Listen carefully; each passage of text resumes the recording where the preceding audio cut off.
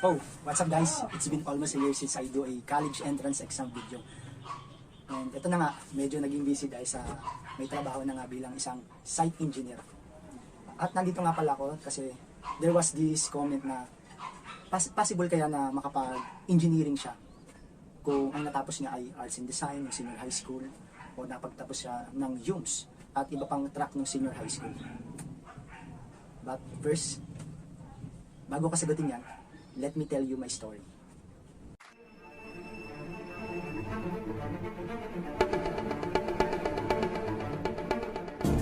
When I was in high school before our moving up ceremony, nagkaroon kami ng orientation about senior high school. And sinasabi ng mga teachers na kailangan namin piliin na mabuti kung anong tatahakin naming track o strands na papasukan namin. Since ang gusto kong maging kurso nung college ay engineering, kailangan kong mapasukan ay STEM. Sa kasamang palad nung high school ako, hindi ganun kadami yung pera na meron ako. Walang suporta sa mga pamilya, kamag-anak.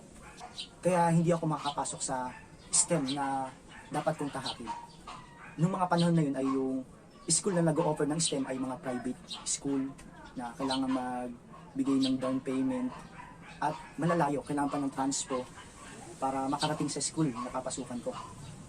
Since ang available lang na high school o senior high school na malapit ay yung pinasukan ko din ng high school, nag-take na lang ako ng track o strand na hindi angkop sa engineering, which is yung arts and design track.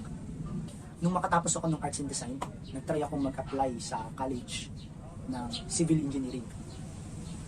Ang first priority ko na maipasa ay yung civil engineering. Pangalawa ay IT, pangatlo ay entrepreneurship. Yung mga panahon na yun ay may mga bumabagabag sa akin. Tulad na lang na baka hindi ako matanggap kasi nga hindi STEM ang natapos ko. Mababa yung grades ko, paano ba yan? Paano ako makakapasok sa gugustuhin kong course? Lalo na kung engineering yung course na pinili ko. Baka hindi ako pumasa sa entrance exam.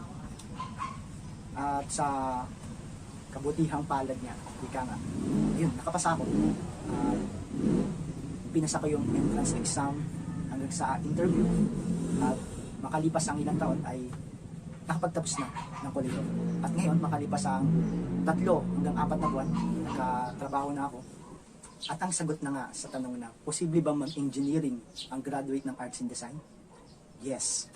Posible bang mag-engineering ang nagtapos ng UMS? Yes.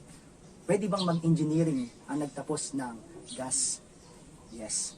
Kahit ano pang tinapos mo na senior high school, pwede kang mag-apply ng kahit anong kursong gusto mo. Mapa-education man yan, engineering, IT, criminology, walang hahadlang sa'yo. As long as ipakita mo sa entrance exam na deserve mo, ipakita mo sa interview na kaya mo yung kurso mo, na dedicated ka, na makapagtapos. Ayun lang ang hinihingi sa atin na school na applyan natin. At sigurado matatanggap ka. At mong kakalimutan na ipanalangin kung ano yung nasa puso mo at ibibigay niya. And that's all for my video today. Para sa mga bagong viewers dyan, huwag niyong kakalimutan na i-subscribe ang channel ito at pindutin ang bell icon para maging updated sa mga videos tulad nito.